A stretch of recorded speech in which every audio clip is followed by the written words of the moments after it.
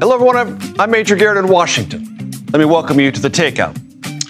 We did not expect to start tonight with Article 92 of the Uniform Code of Military Justice. We are, because a debate, if you can call it that, broke out today over what it means and calls by the President of the United States for charges of treason against 6 Democratic members of Congress. Treason, as you might know, is punishable by death.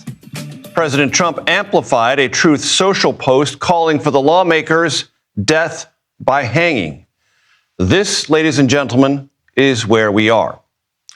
Article 92 of the Uniform Code of Military Justice says service personnel must obey lawful orders. Failure to obey lawful orders can result in court-martial.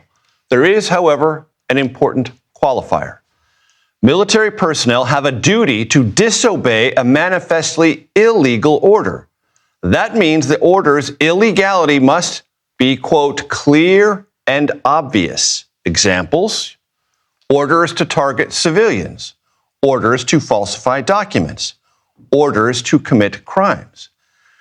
6 Democrats in Congress, all of whom served in the United States military or the U.S. intelligence community, released a video to members of the military and intelligence community, and here, from that video, are the most pertinent excerpts.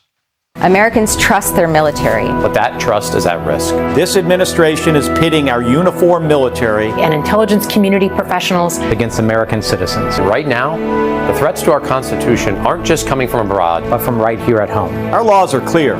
You can refuse illegal orders. So let's dig into this a bit.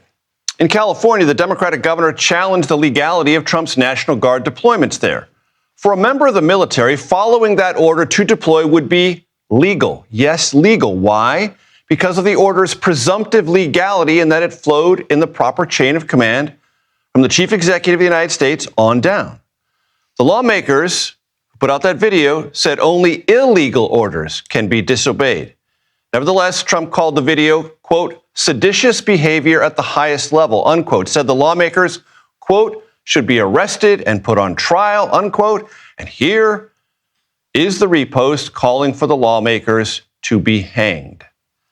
House Speaker Mike Johnson, by way of defense of Trump, said the Democrats told troops to, quote, disobey orders, unquote. You can judge that line of defense for yourself.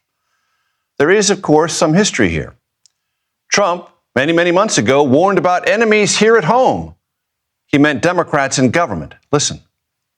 We have 2 enemies. We have the outside enemy, and then we have the enemy from within. And the enemy from within, in my opinion, is more dangerous than China, Russia, and all these countries. Democratic leaders in the House and Senate today denounced Trump's rhetoric, as did Pennsylvania Governor Josh Shapiro. One of the senators in the video, Alyssa Slotkin of Michigan, a former CIA officer, had this response to the president. If fear is contagious, so is courage.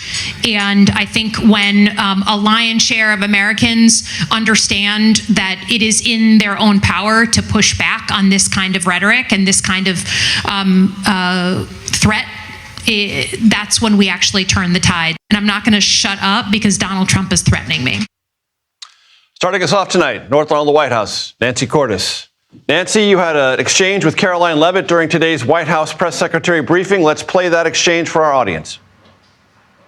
The president and the vice president, for that matter, have accused the other side of encouraging political violence. Isn't that exactly what the president is doing when he says that members of Congress should be killed? Why aren't you talking about what these members of Congress are doing to encourage and incite violence?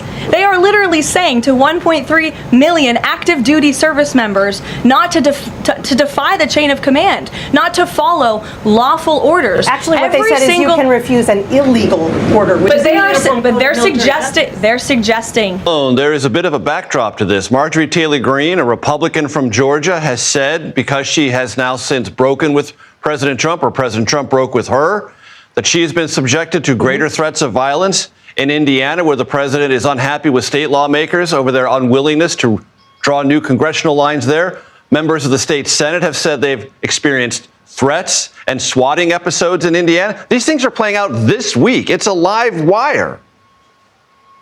Right. And these 6 Democratic lawmakers have now been granted additional security, Major, because they anticipate that there will be a larger volume of threats coming their way. And one Democratic Senator, Chris Murphy of Connecticut, said today, we have kids.